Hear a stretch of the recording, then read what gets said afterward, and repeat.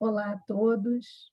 É um grande prazer estar aqui participando desse estudo junto com os nossos irmãos do Rio de Janeiro, do Núcleo de Estudos Espíritas Chico Xavier.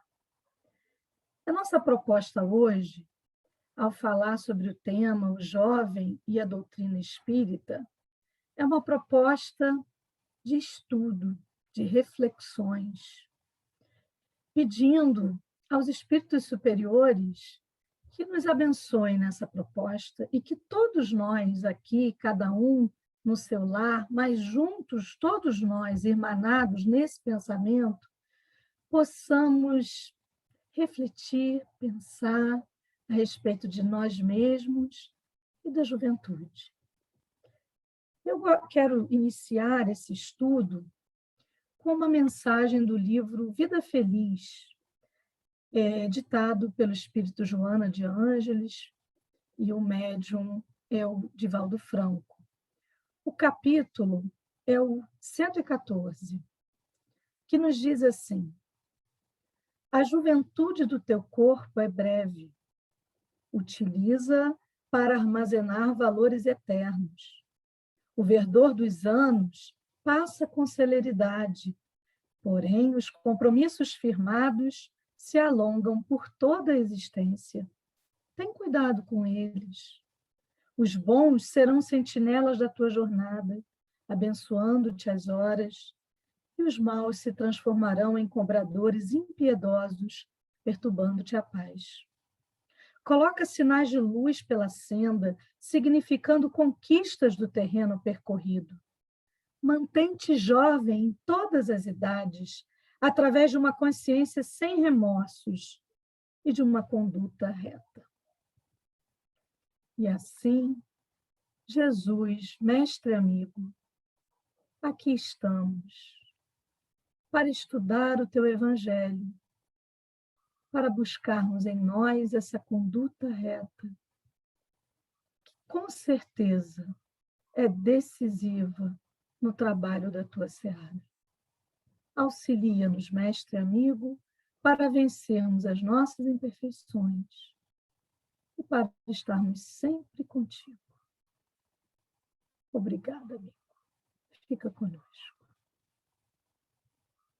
E assim, meus queridos amigos, meus queridos irmãos, nos propondo a essa reflexão sobre esse tema, o jovem e a doutrina espírita, nos lembramos da escritora e educadora Dora Encontre, no livro A Educação Segundo o Espiritismo, onde ela nos traz três questões, três doenças atuais, doenças que afetam a todos, mas que estão intimamente também relacionadas aos jovens.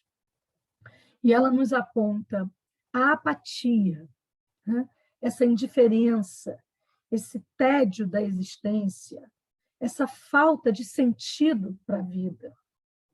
Nos aponta também a massificação relacionada ao consumismo, ao materialismo, a uma explanação onde as nossas individualidades acabam sumindo, para que todos pensemos, nos vistamos e hajamos da mesma maneira, né? Principalmente com os jovens. E também a questão das drogas, sejam elas lícitas ou ilícitas, né? As drogas como uma fuga, como uma autodestruição, intimamente relacionadas aos suicídios, sejam eles diretos ou indiretos. Então, quando nos propusemos a analisar esse tema, o jovem e a doutrina espírita, não tem como não pensarmos que esse é o contexto de mundo em que nós estamos e que os jovens estão, com essas três doenças gravíssimas, né? Pensando em tempo de pandemia, elas se tornam talvez ainda mais graves, né? Por tudo o que estamos vivendo aí no mundo, e talvez por um desejo mesmo de fuga de tudo isso que estamos vivendo, né? Então, se os jovem está nesse contexto, o que pode ser diferente para o jovem espírita? Esse é o primeiro pensamento, né, que me vem. Então, vamos pensar o que a doutrina espírita traz de diferente para esse jovem que segue a doutrina espírita, né? Então, a primeira coisa que me vem à mente é que a doutrina espírita não nos proíbe de nada. Não há um código dizendo que isso é proibido, que isso é proibido, que isso é proibido. Não há sanções. Ela nos mostra que temos o livre-arbítrio. Então, nós temos, sim, digamos assim, a liberdade para agirmos como assim desejarmos. No entanto, ela também nos mostra a responsabilidade das escolhas que fazemos. E essa responsabilidade, ela está na nossa consciência. Uma frase muito comum nos meios espíritas é: a semeadura é livre, mas a colheita é obrigatória. E essa frase nos fala exatamente sobre essa responsabilidade, porque vamos colher aquilo que plantamos, né? Se queremos saber o nosso futuro, observemos o nosso presente.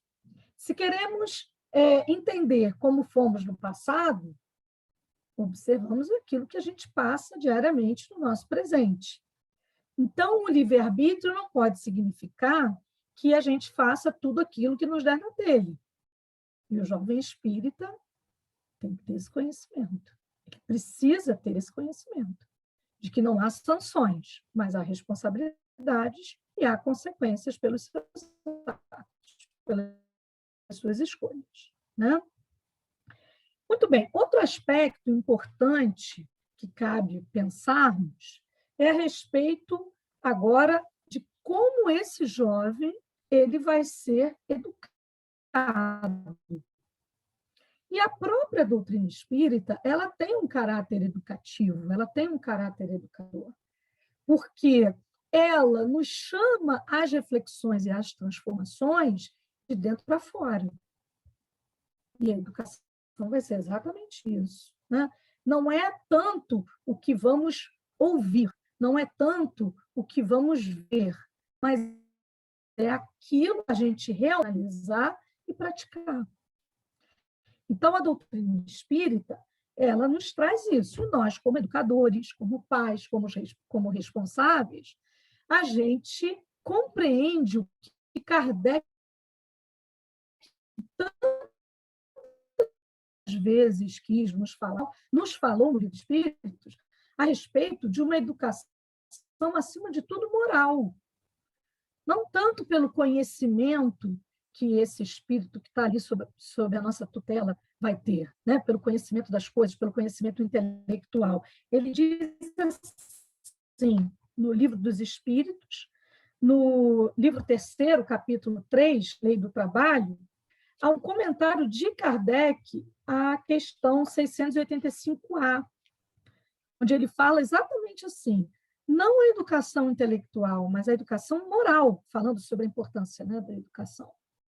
Não nos referimos à educação moral pelos livros, e sim a que consiste na arte de formar os caracteres, aquela que cria a arte, uma vez que a educação é o conjunto dos hábitos adquiridos, né?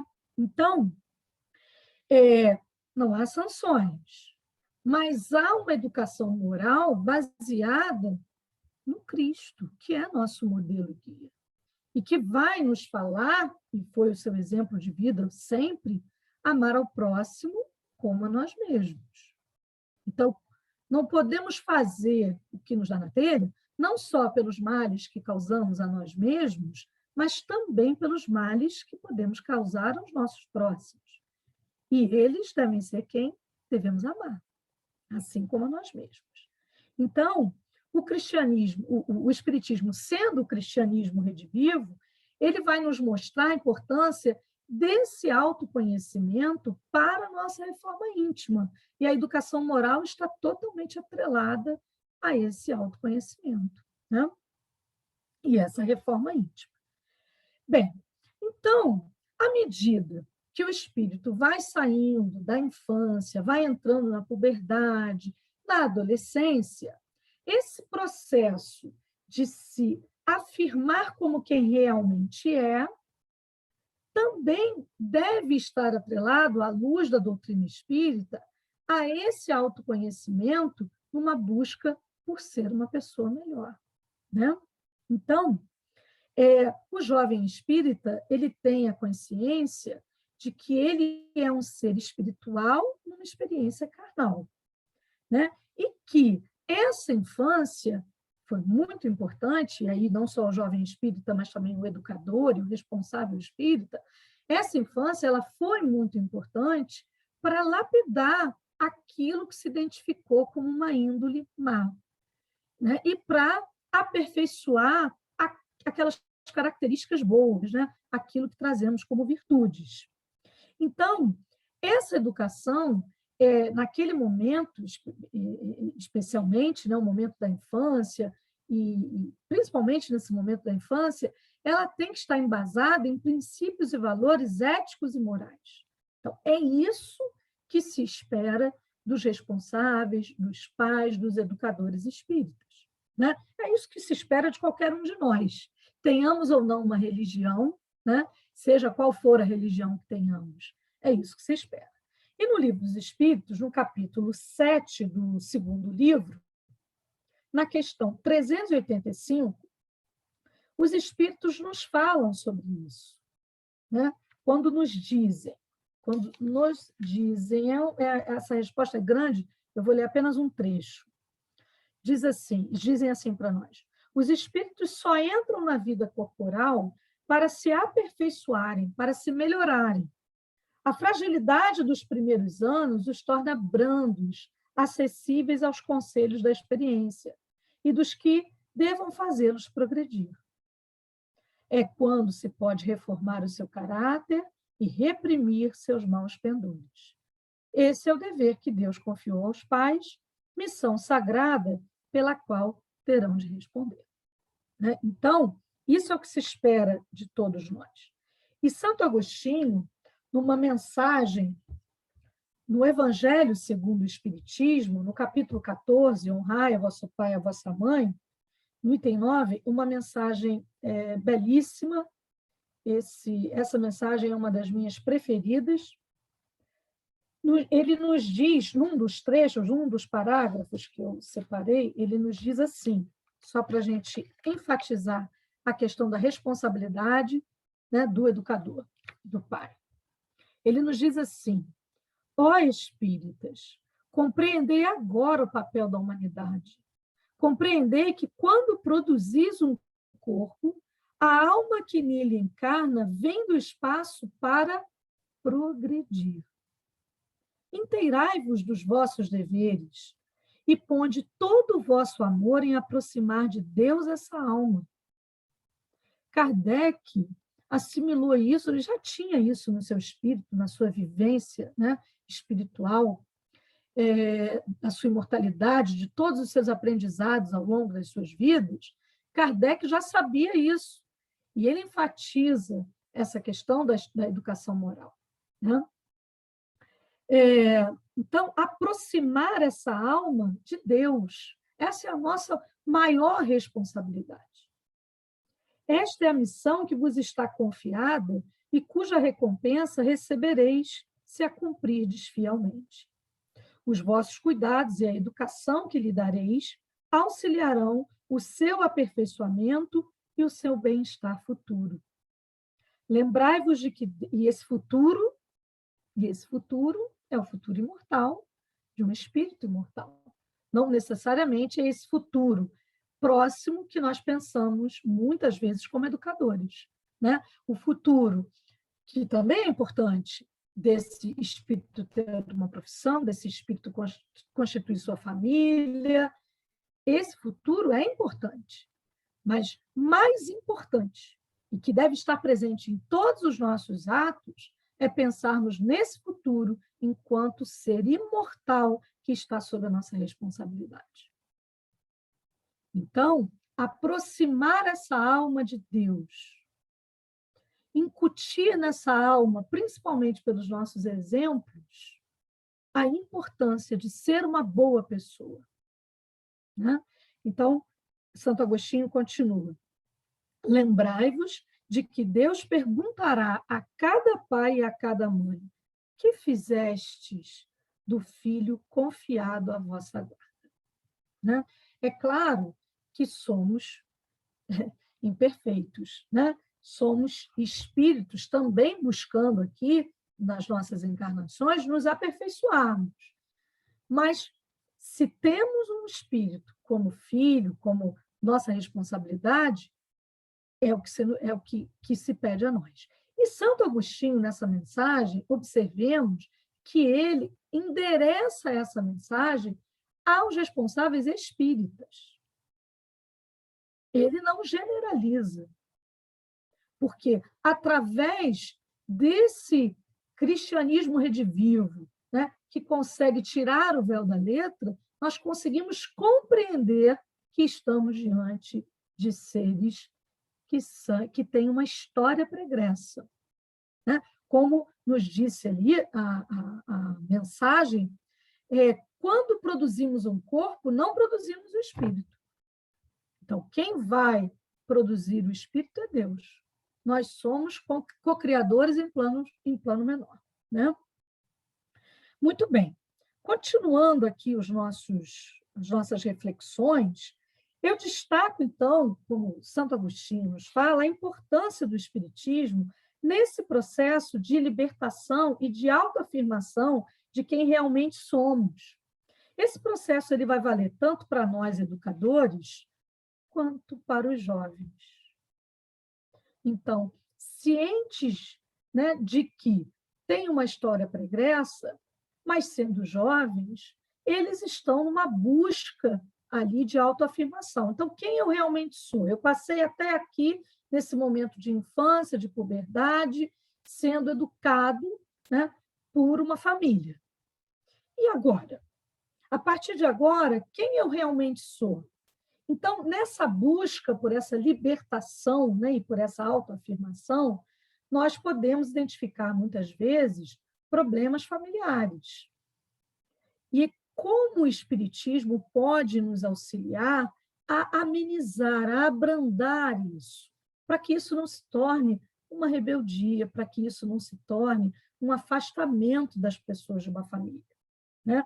Porque, se nós estamos aqui fazendo uma análise do jovem e a doutrina espírita, vamos pensar nos pontos principais que a doutrina espírita nos traz. Então, primeira, crença em Deus. Segunda, crença na imortalidade da alma. Terceira, crença na possibilidade de comunicação entre encarnados e desencarnados. Quarto, a crença na pluralidade das existências, nas reencarnações. E, dentro desses pontos, digamos assim, principais, a crença na pluralidade dos mundos habitados. Então, se temos esses princípios dentro da religião que seguimos, a primeira coisa que nós vamos pensar, e o jovem espírita consciente também disso, é de que não estamos juntos por acaso, porque não há acaso. Então, nenhuma estrutura familiar, seja ela mais tradicional ou mais diferente, nenhuma estrutura familiar se deu por acaso. Nós temos plena consciência, e o jovem espírita tem essa consciência, se não tem, ele tem que ter, de que há um planejamento reencarnatório. Existe uma frase, né, que a gente vê alguns jovens falando: eu não pedi para nascer. Pediu sim. Pediu e pediu muito. Porque, olha, não está fácil. Conseguir essa brechinha aí para... Né, e tudo pensando que há um planejamento. Então, estamos todos entrelaçados enquanto humanidade. Então, pediu sim. E eu não pedi para ser seu filho. Pediu sim. A gente organizou tudo isso ali junto com os nossos guias, junto com os espíritos que nos querem bem, que se propõem a nos auxiliar. Né? Então, tudo isso já foi organizado. No Evangelho segundo o Espiritismo, Kardec vai nos falar sobre isso no capítulo 14, novamente, honrai o vosso pai e a vossa mãe, mas no item 8, inspirado pelos bons espíritos, Kardec nos diz o seguinte: os laços no item 8, né? Os laços do sangue não estabelecem necessariamente os vínculos entre os espíritos. E o que ele reforça? O corpo procede do corpo, mas o espírito não procede do espírito. Porque o espírito já existia antes da formação do corpo. Não é o pai que cria o espírito de seu filho. Eu comentei isso agora há pouco. Apenas lhe fornece o invólucro corpóreo, cumprindo-lhe, no entanto, auxiliar o desenvolvimento intelectual e moral do filho para fazê-lo progredir. Então, estamos onde deveríamos estar, com quem deveríamos estar, né? E Deus, nosso Pai, estamos falando aqui do nosso primeiro princípio ali para a gente analisar da doutrina espírita. Então, Deus, nosso Pai amantíssimo, confiou a nós, né, aquela alma, aquele espírito. E uma coisa que é muito importante da gente pensar a respeito, né, desse item aqui, parentela corpórea e parentela espiritual, que eu li, né, um trechinho aqui do Evangelho, é que nossos filhos, essa frase dói. Ela dói de ser ouvida, mas ela precisa ser assimilada. Nossos filhos não são nossos. Porque, na verdade, somos todos de Deus. Ninguém é de ninguém. Isso não nos exime, não diminui a nossa responsabilidade, mas isso precisa ser entendido para que nós também não nos desviemos conduzindo e controlando a vida daquele indivíduo que tem o seu livre-arbítrio. Então, a grande questão ali na educação é a gente conseguir achar o meio termo, achar o equilíbrio entre tudo isso. Assim como compreendermos quando esse espírito não deve mais estar junto de nós nessa vida. Então, o Divaldo conta uma história, uma lenda árabe, como ele diz, né, que foi contada a ele pelos espíritos, e ele conta essa história e que está registrada no livro Vivências do Amor em Família. Vou olhar o nome do livro. Vivências do Amor em Família. Então, ali ele conta a seguinte história, vou contar aqui rapidamente. Havia um sheik, um árabe de uma grande fortuna, digamos assim, morava no meio de um oásis, casado, tinha um filho dos seus 6 anos de idade, uma criança, ele já numa idade um pouco mais madura, e que passava os dias, a vida, viajando para conseguir, através desse comércio, ter a sua pequena fortuna para dar conforto à sua família. E assim era a vida dele, toda de viagens. Até que ele decidiu, não, agora eu estou lá com os meus 40 anos, então eu vou fazer essa, vai ser minha última viagem. Vou fazer essa viagem, vou fazer esses negócios, e depois eu quero voltar para minha casa e ficar com a minha família e participar da educação do meu filho. Chamou a esposa e deu à esposa as chaves dos seus cofres, né, mostrando, olha, aqui a gente tem todas as escrituras das nossas propriedades. Nesse outro aqui, a gente tem os documentos dos nossos servos. Nesse outro aqui, a gente tem as nossas joias. Então, você cuida de tudo isso enquanto estiver fora. Aí chamou o filho e falou, mas esse aqui é o meu tesouro maior. Você cuida dele o tempo inteiro, sabe? E deu várias recomendações à esposa, e assim ele partiu. Um tempo depois, ele retorna, a família foi avisada desse retorno, para que ele fosse recebido, né, com toda a pompa, e quando ele chega, ele pergunta logo pelo filho. E a esposa, não, vamos aos banhos. Foi para tomar o banho, né, quando voltou da viagem. Agora, meu filho, não, vamos agora cear. Aí foi se alimentar. Agora, meu filho, não, agora vamos ver tudo que você deixou confiado a mim na ordem que você me pediu para tomar conta. Então, ela foi lá, abriu o cofre, mostrou as escrituras das propriedades, depois o outro com os documentos dos servos, para ele ver que estava tudo direitinho, depois o das joias, estava tudo direitinho. E aí, depois que mostra tudo isso, ele pergunta pelo filho, ela falou, tá certo. Bom, agora eu só preciso te contar, por falar, né, em joias, eu gostaria de te contar o que aconteceu. Porque no dia que você saiu para viajar, chegou aqui um ancião muito venerável. E ele trazia uma joia, uma pérola, raríssima, de uma beleza maravilhosa. E pediu que eu tomasse conta dessa pérola, dessa joia. Eu relutei, né, porque é algo de muito valor, como eu poderia tomar conta disso, de algo assim, de um valor inestimável? Mas eu acabei aceitando. Eu acabei aceitando e coloquei ela no pescoço para eu aquecê-la com a minha vida, com a minha própria vida. E assim foi. Só que, deixa eu achar aqui, porque eu preciso depois ler para vocês um trecho importante. Só que hoje, quando eu estava preparando a festa para a sua chegada, o ancião voltou. E ele veio me pedir a joia de volta. A joia que ele deixou para eu tomar conta. E eu relutei. Essa joia é tão linda que está agora junto de mim, eu não quero devolver. E ficou aquilo, eu tomei uma decisão. E eu queria saber, meu marido, eu agi conforme a minha consciência, mas eu queria saber, em meu lugar, o que tu farias? E ele disse, eu a devolveria porque a pérola não me pertencia. Se fosse comigo, eu consideraria que tinha sido válida a felicidade enquanto estive com ela junto ao coração. Mas meu dever era devolvê-la ao legítimo dono. E a esposa diz, foi o que eu fiz. Eu a devolvi. Ela abre o quarto do filho e o filho está lá morto.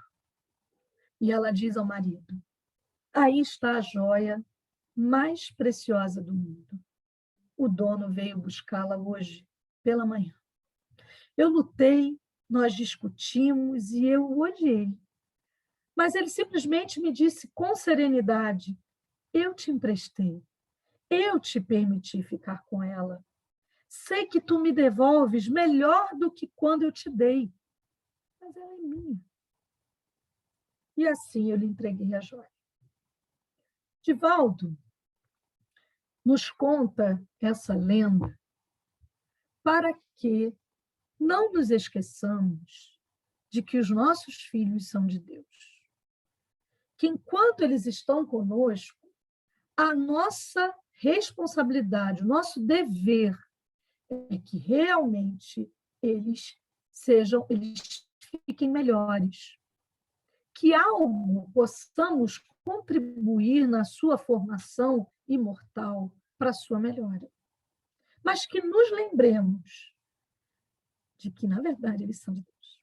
Né? Então, não nos esqueçamos disso, por mais difícil que seja.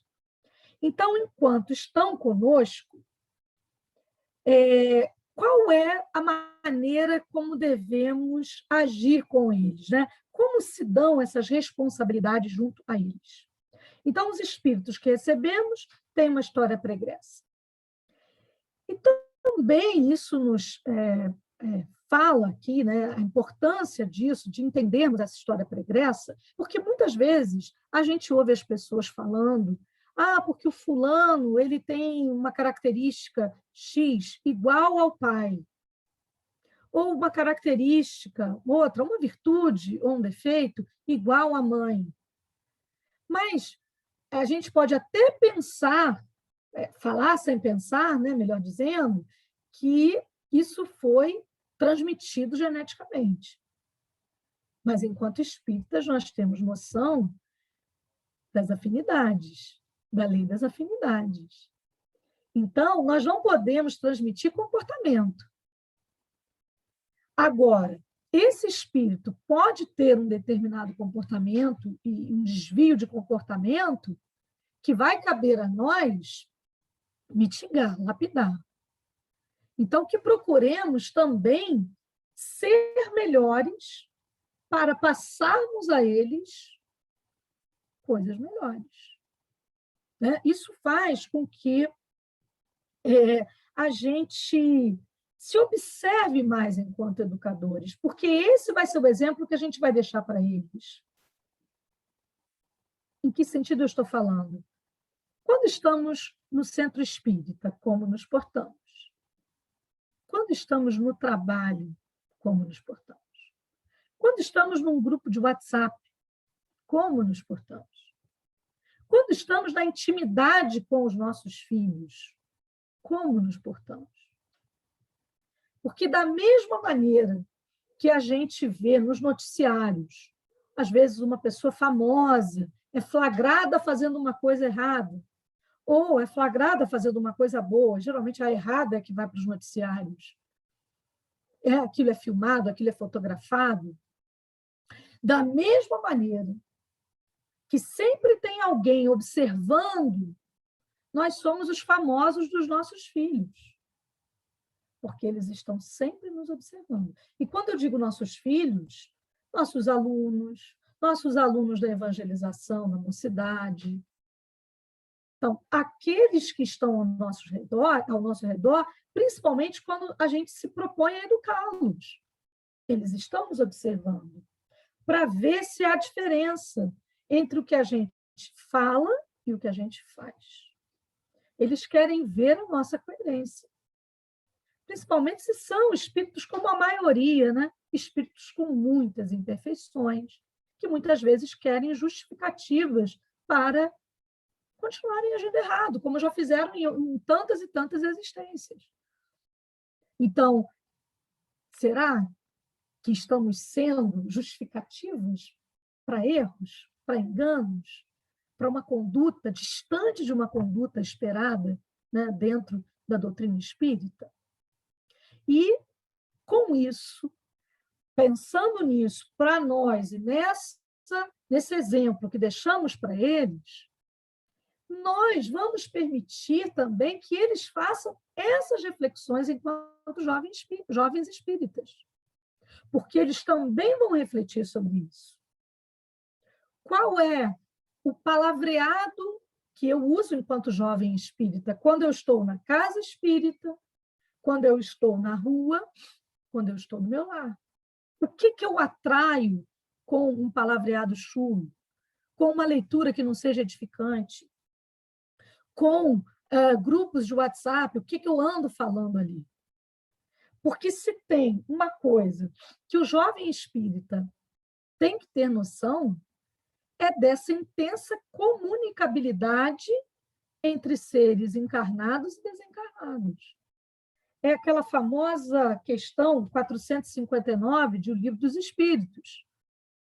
Veja bem, quando nós trazemos aqui as obras básicas para falar sobre o jovem e a doutrina espírita, eu tenho para mim que são questões que têm que ser tratadas no centro espírita, ou agora como a gente tem feito, né, de modo online, quando eu digo centro espírita, não necessariamente presencial, na evangelização, mas especialmente na mocidade, e no evangelho no lar, né, e nas conversas do lar. Então, na questão 459, Kardec pergunta aos espíritos: os espíritos influem em nossos pensamentos, em nossos atos? E eles nos dizem: muito mais do que imaginais, pois frequentemente são eles que vos dirigem. E geralmente, quando a gente ouve essa resposta, a gente e pensa sempre no aspecto negativo, de que somos, né, muitas vezes dirigidos por irmãozinhos ainda sofredores, ainda não esclarecidos. No entanto, essa resposta ela é neutra. Ela pode estar nos falando tanto desses sofredores como de outros, como dos nossos mentores espirituais, como dos espíritos que nos querem bem. E se podemos ser influenciados por aqueles que, infelizmente, ainda estão propagando mal, podemos ser influenciados por aqueles que estão propagando bem. Então, o jovem espírita, tendo consciência disso, ele vai fazer a sua escolha. Ele não vai ser santo? Não, porque nós também não somos. Ele vai ser perfeito? Não, porque nós também não somos. Mas, da mesma maneira que nós vivemos aí nessa luta íntima, né? Procurando alimentar aquele lobo bom, para que seja ele a vencer, da mesma maneira, esse jovem espírita deve fazer isso. Nós temos que dar essa liberdade, esse livre-arbítrio dele buscar fazer isso. E, através do nosso exemplo, nós estamos mostrando, do nosso bom exemplo, nós estaremos mostrando quais escolhas são melhores para que esse canal de influência seja o melhor possível. Continuando, eu comentei aqui algumas vezes a respeito, né, da encarnação, mas já que estamos analisando ali a crença em Deus, a imortalidade da alma, a comunicabilidade entre encarnados e desencarnados, pensando agora naquele quarto princípio ali da doutrina espírita, né, que eu indiquei, que eu listei, a respeito da pluralidade das existências, né, vamos agora pensar junto com Kardec, quando ele fala no Livro dos Espíritos, no capítulo 2, na questão 132, no objetivo da encarnação, ele pergunta qual o objetivo da encarnação dos espíritos. E a resposta é grande, mas começa assim: Deus lhes impõe a encarnação com o fim de fazê-los chegar à perfeição. Então, em vários momentos a gente já tinha lido isso. Agora estou mostrando aqui, estou enfatizando aqui o que os espíritos nos dizem. No capítulo 7, na questão 383, o início da resposta também fala sobre isso. Quando Kardec pergunta qual é para o espírito a utilidade de passar pelo estado de infância, e os espíritos começam a resposta dizendo: encarnando com o objetivo de se aperfeiçoar.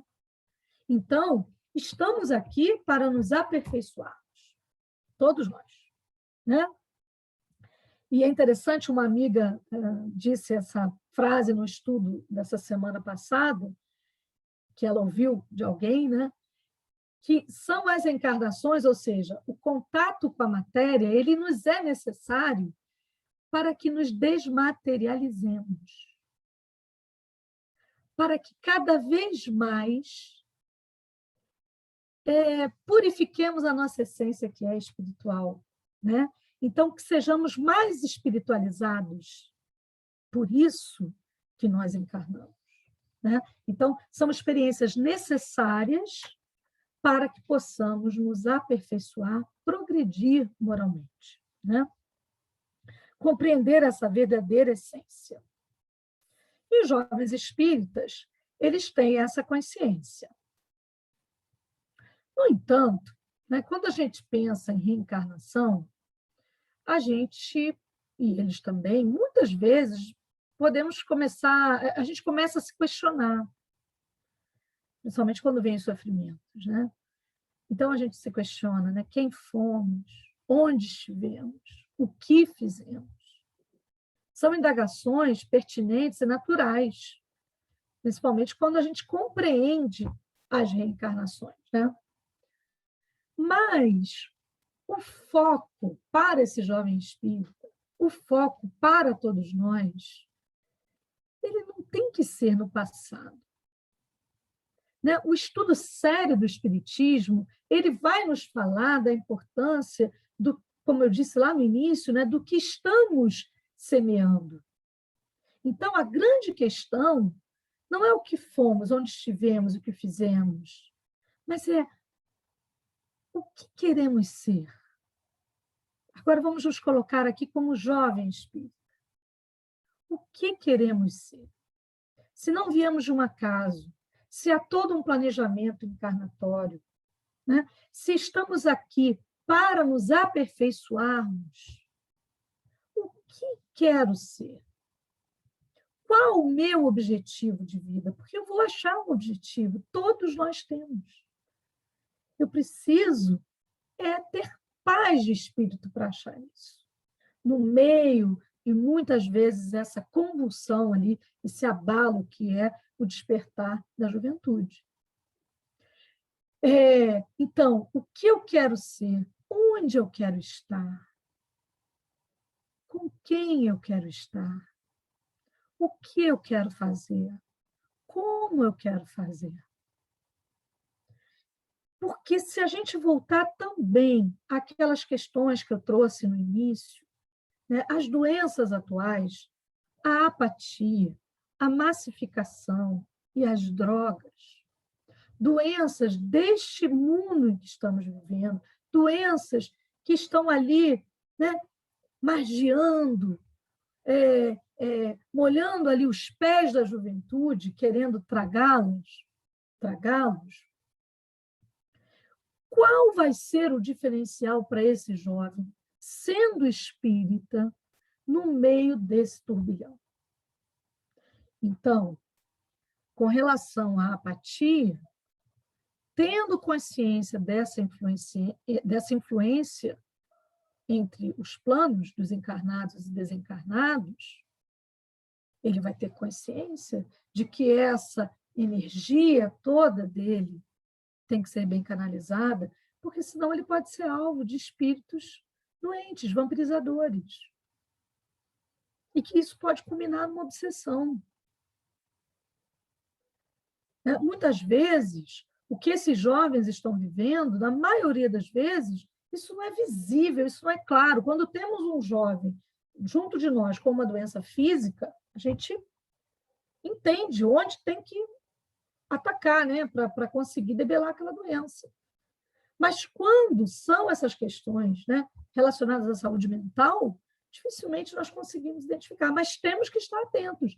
E temos que dar ferramentas, e o Espiritismo, ao meu ver, nos dá essas ferramentas, né, as ferramentas para que o jovem consiga não só não passar por essas doenças, como mesmo se prevenir e iniciar uma corrente do bem.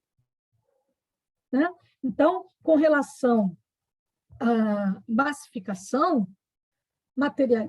por exemplo, esse consumismo, o Espiritismo ele vai nos dizer que a matéria não é um fim, não é um objetivo, a matéria é um meio para progredirmos. Então, não faz sentido que a gente tenha que ter, né, enquanto jovem espírita, o tênis assim, a roupa assim, o carro assim, que seja todo mundo igual. A matéria é ilusão, é um meio. Né? E com relação às drogas, ter a consciência de que a reencarnação é uma oportunidade de Deus, uma bendita oportunidade de Deus, o jovem espírita vai compreender que ela não deve ser desperdiçada de forma alguma. E que as drogas, sejam elas quais forem, elas correspondem a um processo de autodestruição. E também a gente vai pensar aqui no orbe, novamente, né? No orbe que estamos gerando ali ao nosso redor. Então, o suicídio, seja ele direto ou indireto, isso tudo é caminho contrário, oposto às leis de Deus. E se for essa escolha, olha o quanto a gente pode estar atrasando, né? Travando o nosso processo evolutivo. Então, chegando aqui próximo, né, do nosso término dessas reflexões, desse estudo, dessa conversa, quando eu estava pensando nesse estudo, em tudo isso que eu estou aqui dividindo, compartilhando com vocês, eu me lembrei, pensando em como a gente deve acolher e ouvir os jovens. Porque eles trazem uma história que muitas vezes pode e vai enriquecer a nossa própria história. Quanto nós somos capazes de aprender com os nossos filhos? Quanto nós somos capazes de aprender com os nossos alunos? Com os nossos jovens que estão ali na mocidade ou na evangelização? Nós aprendemos o tempo inteiro. Muitas vezes a gente vai para ensinar alguma coisa e a gente é que aprende. Isso é muito comum. Né? Então, que a gente ouça esses jovens, que a gente também dê voz a eles, no centro espírita e no nosso lar. Né? Que eles sejam abraçados, acolhidos por nós, que a gente confie neles. Isso faz parte do processo, né, de autonomia deles nessa transição à vida adulta, para que eles se tornem também bons propagadores do cristianismo, propagadores do espiritismo. E lembrando, então, né, disso tudo, eu gostaria de lembrar, quando a gente fala do Emmanuel, a gente sabe, né, os espíritas sabem, que em uma determinada existência ele foi um senador romano, orgulhoso, chamado Públio Lentulus. Isso está registrado nesse livro, há 2000 anos, que o próprio Emmanuel, né, tem essa profunda humildade de se registrar na maneira como um dia ele foi, né, com os seus defeitos. E uma menção nesse livro, que é muito falada, é o encontro de Públio Lentulus com Jesus. É uma narrativa muito bonita. Né?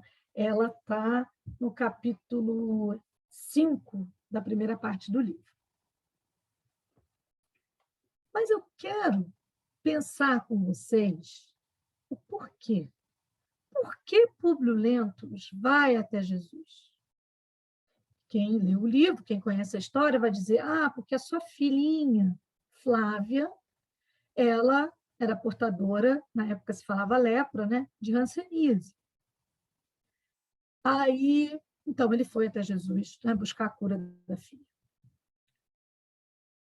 Mas não foi simplesmente assim. Por que Públio Lentulus vai até Jesus? Então, vamos olhar a última página antes desse capítulo 5, onde Flávia está muito doentinha.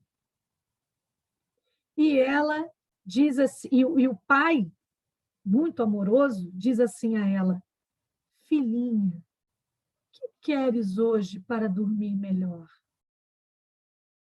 E ele vai prometendo várias coisas a ela.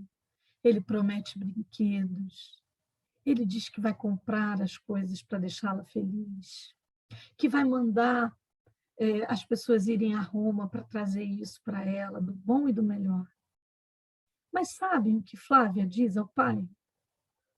Papai, eu quero o profeta de Nazaré.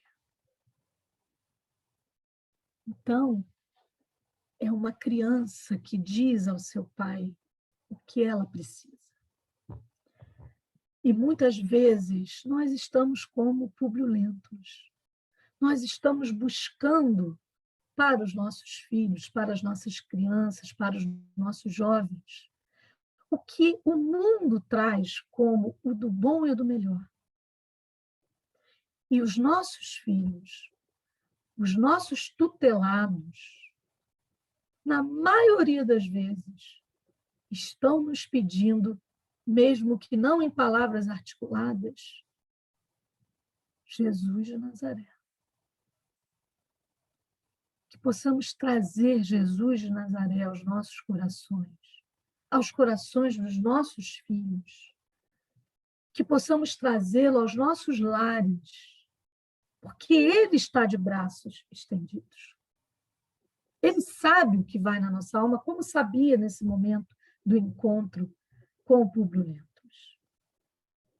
Então, que ouçamos isso, que nos lembremos que todo o processo que se inicia com esse espírito de uma imensa sabedoria que é Emmanuel, inclusive guia espiritual de Chico Xavier, né, que é quem psicografa esse livro, tudo isso começa não com o de mais idade, não com aquele que, teoricamente, seria o mais experiente, o mais sábio, mas começa com uma criança.